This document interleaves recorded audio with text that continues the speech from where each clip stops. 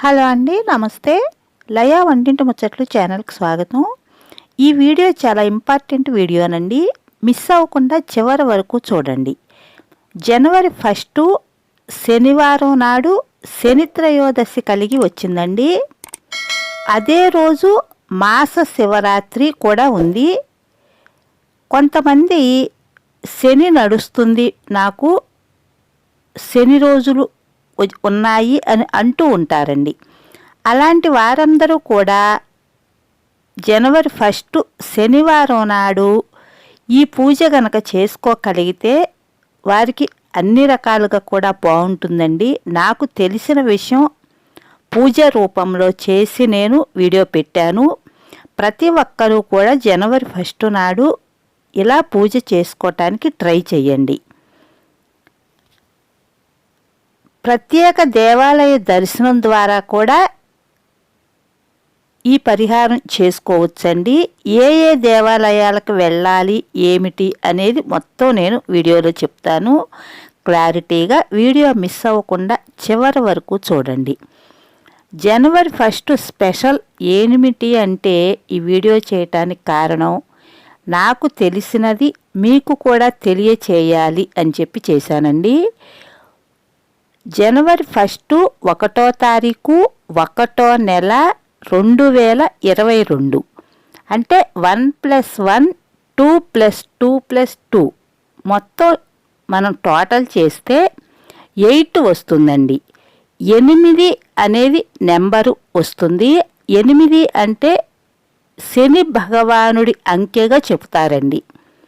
శనివారం వచ్చింది కాబట్టి ఆ రోజు సనిత్రయోదసి కూడా ఉంది కాబట్టి శని భగవానుడికి ఎంతో ప్రీతికరమైందిగా ఈ రోజుని తెలియచేస్తున్నారండి.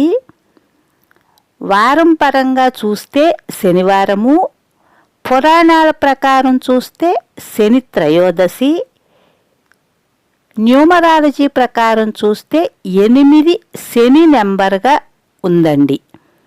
అందుకని శనికి అధిష్టాన దేవతలు ఎవరో వారికి పూజించాలి అని నాకు తెలిసిన విషయం మీకు నేను ఈ విగ్రహాలను పెట్టి ఎవరికి పూజ చేసుకోవాలి అని నేను ఈ పూజ చేసి తెలియచేస్తున్నానండి. అధిష్టాన దేవతలు ఎవరో వారికి పూజించితే ఏమన్నా శనిగ్రహ దోషాలుంటే పోతాయి అని తెలియచేస్తున్నారు.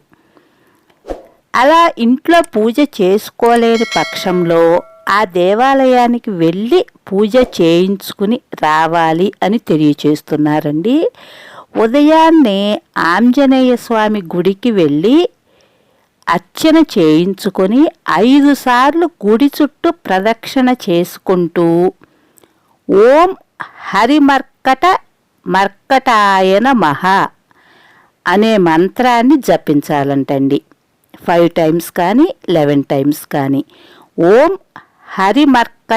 మర్కటాయ నమః అనే మంత్రం ఎవరి వీలును బట్టి వారు 11 టైమ్స్ కానీ 21 టైమ్స్ కానీ అనుకుంటూ 5 ప్రదక్షిణలు చేసి ఇంటికి రావాలి అని. శనివారం కాబట్టి వెంకటేశ్వర స్వామి గుడికి కూడా వెళ్ళి తులసి దళాలతో అర్చన చేయించుకుంటే మంచిది అని. ఆ వెంకటేశ్వర స్వామి గుళ్ళో ప్రదక్షిణలు చేసేటప్పుడు ఓం గోవిందాయ నమః అనే మంత్రాన్ని, ఆ నామాన్ని జపించుతూ ఆ దేవాలయ దర్శనం చేసుకుని రావాలి అని. లేదా ఇంటిలో అయినా సరే వెంకటేశ్వర స్వామి, ఆంజనేయ స్వామి, శివయ్యని పెట్టుకుని ఇంటిలో అయినా పూజ చేసుకోవచ్చు. ఈ మంత్రాన్ని జపించుకుంటూ ఓం గోవిందాయ నమః అనుకుంటూ తులసి దళాలతో ఇంట్లో అయినా పూజ చేసుకోవచ్చు అని తెలియచేస్తున్నారు. అదే రోజు అంటే 1వ తారీఖు సాయంత్రం కూడా శివాలయానికి వెళ్ళి ఈశ్వరుణ్ణి దర్శించుకుంటే చాలా మంచిది అని చెప్తున్నారు. మాస శివరాత్రి సందర్భం కాబట్టి ఆ శివాలయానికి వెళ్ళి శ్రీ శివాయ మహాదేవాయ ఐశ్వర్యేశ్వరాయ నమః అనుకుంటూ ప్రదక్షిణలు చేస్తే మంచిది అని. శ్రీ శివాయ మహాదేవాయ ఐశ్వరేశ్వరాయ నమః అనే మంత్రాన్ని చదువుకోవాలంటండి. కుదిరితే శివాలయంలో దీపం కూడా పెట్టి వస్తే మంచిది అని తెలియజేస్తున్నారు. మాస శివరాత్రి అని చెప్పి శని భగవానుడికి ఎంతో ఇష్టమైన రోజు. శనికి 3 అధిష్టాన దేవతలు ఉంటారు కాబట్టి వెంకటేశ్వర స్వామి, ఆంజనేయ స్వామి, శివాలయము ఈ 3 కూడా దర్శించుకోవాలి, లేదా ఈ 3కి ఇంట్లో పూజ చేసుకోవాలి అని తెలియచేస్తున్నారండి.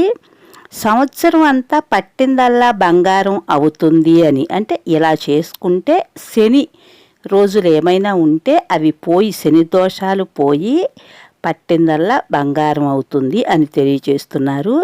జనవరి 1వ తారీఖు సనిత్రయోదశి శివకేశవులకు ప్రీతికరమైన ప్రభావాన్ని కలిగి ఉంది అని తెలియజేస్తున్నారండి.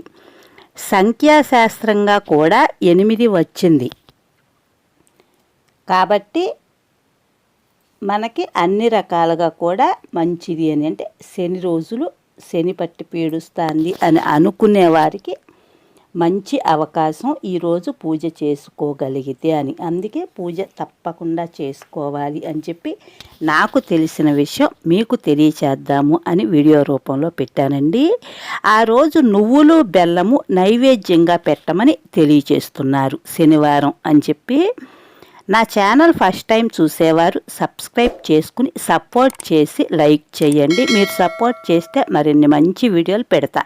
ఏ అకేషన్కి ఆ వీడియోస్ పెట్టడానికి ట్రై చేస్తానండి. లైక్ చేయండి. Thank you.